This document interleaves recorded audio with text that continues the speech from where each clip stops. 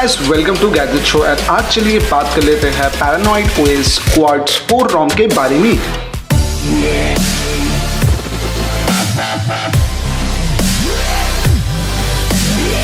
Details के बारे में ही अगर हम लोग बात कर ले तो ये एक एंड्रॉइड 10 बेस्ड रॉम है। यहाँ पे हम लोग देख सकते हैं पैरानॉइड एंड्रॉइड वर्जन है क्वार्ट्स 4 एंड यहाँ पे जो सिक्योरिटी पैच यूज किया गया है वो है एकदम से लेटेस्ट 5 जुलाई 2020 एंड यहाँ पे जो कर्नल हमें देखने को मिल जाता है वो है F1XY कर्नल। सो गाइस अगर इस रॉम के सबसे फेवरेट पार्ट के बारे में मैं बताऊँ तो यहाँ पे UI जो है वो एक्सेप्शनली स्मूथ है, जो मुझे पर्सनली काफी पसंद आया। इनफैक्ट यहाँ पे जो लॉन्चर यूज किया गया है वो है पैरानॉइड लॉन्चर। अब ये बेसिकली पिक्सल लॉन्चर जैसा ही है, बस कुछ फीचर्स हमें यहाँ पे ज्यादा देखने को मिल जाते हैं, जैसे कि आइकन पैक। आप यहाँ पे चाहे तो कस्टम आइकन पैक को भी अप्लाई कर सकते हैं। नेक्स्टली अगर हम लोग बात कर ले इस रॉम की QS पैनल के बारे में तो ज्यादा हमें एक्स्ट्रा टाइल देखने को नहीं मिलता, बस बेसिक से टाइल जो हमारे डे टू डे यूजेज में जरूरी होते हैं वो हमें यहाँ पे देखने को मिल जाते हैं। अगर हम लोग इसे एक्सपैंड भी कर लें तो स्विच डेटा कार्ड, देन यहाँ पे अगर बात कर ले caffeine mode, screen recorder and NFC के लिए भी एक टाइल गिवन है। ऑल्सो यहाँ पे focus mode, bed time mode and live caption के लिए भी टाइल्स प्रेजेंट है। तो ओवरऑल काफी बेसिक टाइल्स ही यहाँ पे है। नेक्स्ट अगर बात कर ले इस रॉम के स्क्रीन रिकॉर्डर के बारे में तो स्क्रीन रिकॉर्डर काफी यहाँ पे बेसिक है, जस्ट ऑडियो सोर्स हमें यहाँ पे देखने को मिलता है एंड शो टैब्स को ऑन या ऑफ करने का ऑप्शन आपको यहाँ पे देखने को मिल जाएगा। नेटवर्क्स एंड इंटरनेट्स में वाईफाई एकदम प्रॉपर्ली वर्किंग है। मोबाइल डेटा को लेकर भी एब्सोल्युटली कोई प्रॉब्लम नहीं है। VoLTE calling and VoLTE video call भी एकदम अच्छे से ही काम करता है। नेक्स्ट में ही ब्लूटूथ एंड NFC का मेन्यू जो है उसमें ब्लूटूथ एकदम प्रॉपर्ली वर्किंग है, बट मेरा ये K20pro इंडियन वेरिएंट है तो मेरे K20pro में NFC का हार्डवेयर नहीं है, तो मैं NFC को टेस्ट आउट नहीं कर पा रहा हूँ। लेकिन होपफुली अगर आपके K20pro में NFC का हार्डवेयर है तो आप NFC भी यूज कर पाएंगे।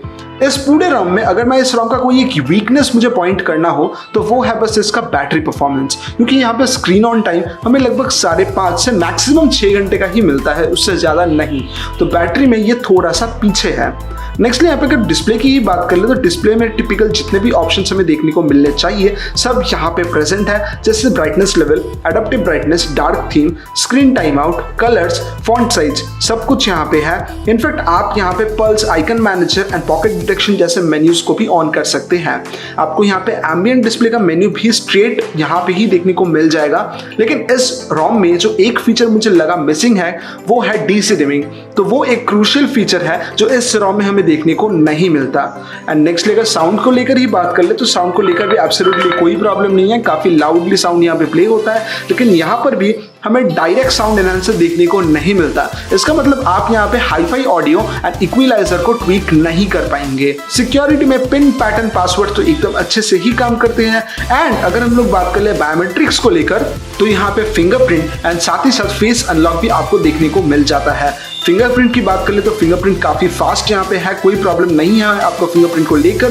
फिंगरप्रिंट एकदम जल्दी से ही अनलॉक कर लेता है with in no time. And अगर फेस अनलॉक की बात कर ले तो फेस अनलॉक भी इक्वली फास्ट है, एकदम ही जल्दी से फेस को स्कैन करके फोन को अनलॉक कर देता है। इनफैक्ट आपको यहाँ पे ऐप लॉकर भी देखने को मिल जाएगा इस रॉम में। तो नेक्स्टली अगर हम लोग यहाँ पे बात कर ले सिस्टम मेन्यू को लेकर तो सिस्टम मेन्यू में आपको पैरानॉइड एंड्रॉइड अपडेट्स जो कि इस रॉम का ऑफिशियल अपडेटर है वो भी आपको देखने को मिल जाएगा। यहाँ अगर आप इस रॉम का कोई फ्यूचर अपडेट रिसीव करेंगे तो उस टाइम में ये काफी ज्यादा हेल्पफुल साबित होता है। आपको रॉम बाहर से डाउनलोड करके कस्टम रिकवरी से फ्लैश नहीं करना पड़ेगा। आपको यहाँ पे जेस्चर्स के लिए भी मेन्यू देखने को मिल जाएगा, जहाँ बेसिकली आप swipe to screenshot and system navigation जैसे फीचर्स को यहाँ पे ट्वीक कर सकते हैं। यहाँ पे स्क्रीन ऑफ जेस्चर्स को भी आप सेट कर सकते हैं एंड एडाप्टिव प्लेबैक का ऑप्शन भी आपको यहाँ पे देखने को मिल जाता है। ऑल्सो इस रॉम में अगर मुझे कुछ पॉइंट आउट करना ही हो तो मैं ये बताना चाहूंगा ये रॉम एक्सट्रीमली सिंपल है।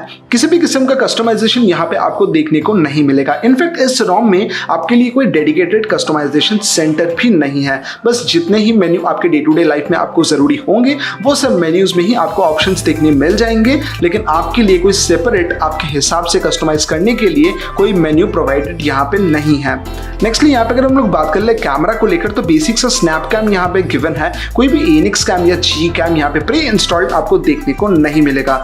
दो यहाँ पे तीनों लेंसेस ही एकदम अच्छे से काम करते हैं, तो अगर आप चाहे तो बाहर से एनिक्स कैमरा को आप डाउनलोड करके फ्लैश कर सकते हैं एंड जी कैम को भी अगर आप चाहे तो यहाँ पे इंस्टॉल कर सकते हैं। तो DRM इन्फो में आपको वाइड बैंड CDM का सिक्योरिटी लेवल L1 देखने को मिल जाता है।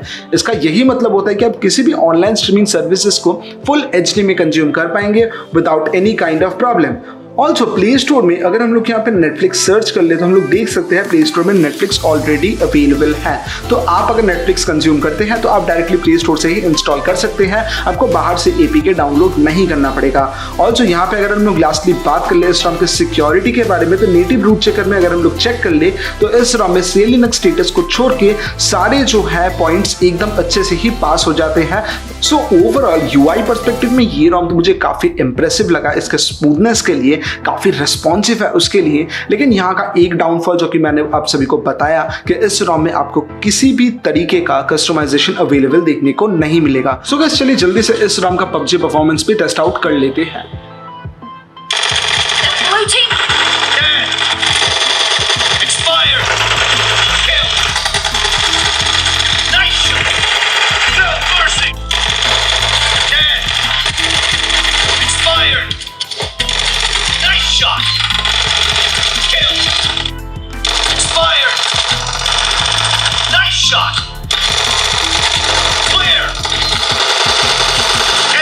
सो गाइस इस ROM का गेमिंग परफॉर्मेंस मुझे एक्सट्रीमली स्मूथ लगा एंड यहाँ का जो यूआई है वो भी काफी ज्यादा स्मूथ है, कोई भी एनिमेशन लैग या फिर फ्रेम ड्रॉप बिल्कुल भी नहीं है। तो ओवरऑल परफॉर्मेंस के मामले में ये ROM एकदम टॉप नॉच पॉइंट में स्टैंड करता है। तो जो भी हार्डकोर गेमर्स हैं अपने फोन को काफी एक्सटेंसिवली पुश करते हैं लिमिट्स तक, आप इस ROM को डेफिनेटली यूज कर सकते हैं, काफी तगड़ा परफॉर्मर है। तो चलिए गाइस जल्दी से अभी देख लेते हैं कि geekbench स्कोर कितना है। एंड गाइस geekbench स्कोर को as a final verdict please ना कंसीडर करें, क्योंकि हर टाइम हर डिवाइस में काफी डिफरेंट स्कोर भी आपको मिल सकता है। ऑल्सो यहाँ पे सिंगल कोर में मुझे मिला है 752 एंड मल्टी कोर में है 2487, जो दोनों ही काफी इंप्रेसिव स्कोर है। एंड इस ROM का ओवरऑल यूजेज परफॉर्मेंस भी मुझे काफी ज्यादा ही इंप्रेसिव लगा। तो चलिए गाइस जल्दी से बात कर लेते हैं इस ROM को अपने डिवाइस में इंस्टॉल कैसे करें।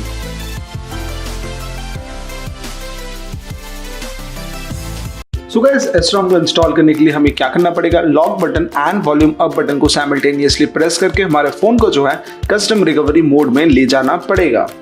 सो गाइस एज ये ROM एक OSS वेंडर बेस्ड ROM है एंड जी एप्स भी पहले से ही इंक्लूडेड है, तो आपको यहाँ पे कोई भी वेंडर या ओपन जी एप्स फ्लैश करने नहीं पड़ेंगे।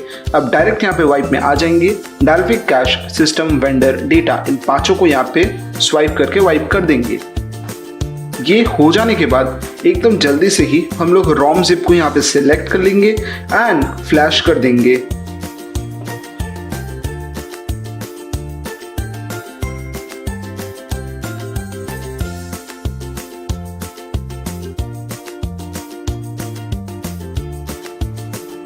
सो गाइस ये हो चुका है सक्सेसफुली फ्लैश्ड। इसके बाद हम लोग यहाँ पे क्या करेंगे, एकदम ही जल्दी से एफक्रिप्ट डिसेबल यहाँ पे सिलेक्ट करेंगे, इस जिप को फ्लैश कर देंगे। ये फ्लैश हो जाने के बाद रिबूट सिस्टम का जो यहाँ पे ऑप्शन है इसे क्लिक कर लेंगे।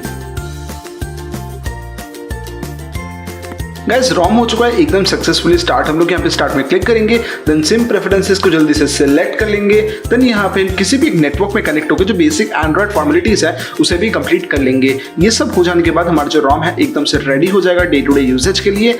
तो अगर ये वीडियो आप सभी को अच्छा लगा, हेल्पफुल लगा, तो please do like, share and subscribe to my channel और मिलते हैं आप सभी को नेक्स्ट वीडियो में।